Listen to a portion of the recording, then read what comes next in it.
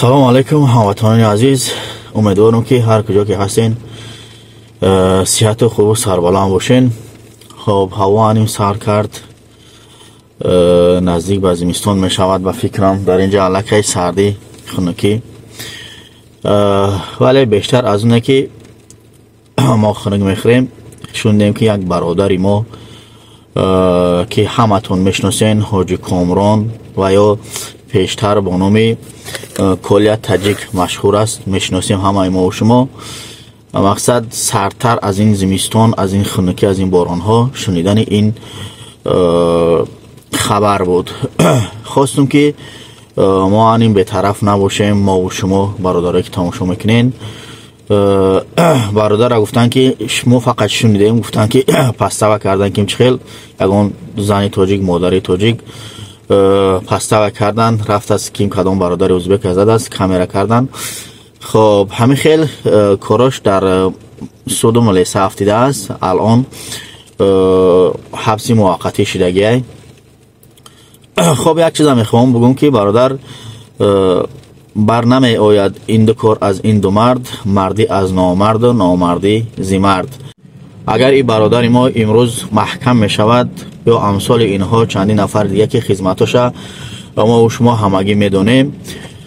خب آهسته آهسته همین خیل شهرمردانی که میخواهند کمک کنند در یک پستی و ناتوانی مردم، آهسته آهسته دیگر همین جرأتشون خب آهسته آهسته چه بگم دیگر رو افتاده میشوند، شاید که دیگر کمک نکنند در حالت هایی که ما و شما با کمک نیاز داریم.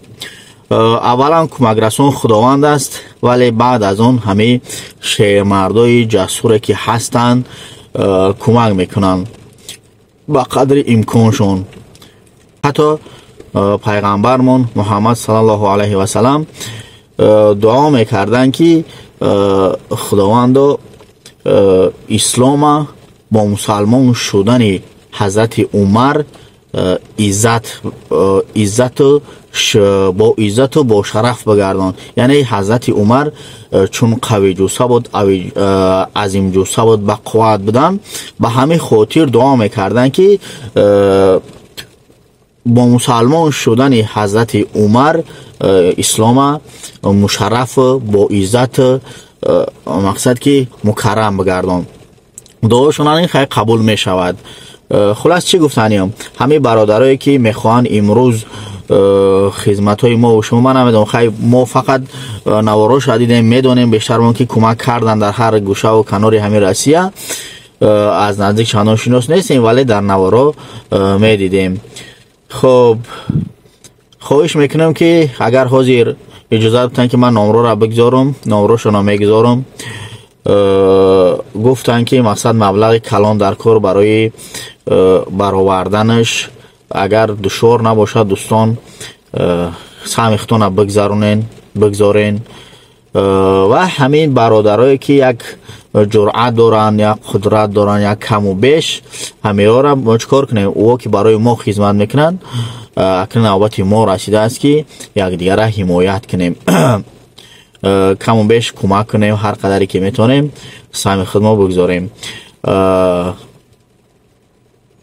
مقصد اگر خوزی ما کمک کردن نتونیم، کمک کردن میتونیم، اگر نکردیم ممکن است که ما و شما نکردیم.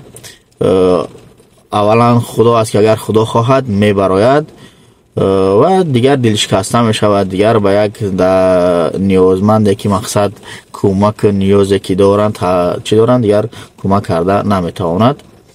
خلاص کلام اگر شی نامرو را میگذارم، به طرف نباشین، پهن کنین، شاید برادرای ندیدن نشنیدن بشنون بدونن. با مانند دیگر دلیر شجاعی که هستن میخواهن کمک کنن در اصل مردم رو افتاده نباشن که یک روز در همین حالت اگر افتیدن مردم انیم در عکس حال مقصد که خوبشونه بر بگردونن. خدا نگهبانتون، خدا احتیاط کنین.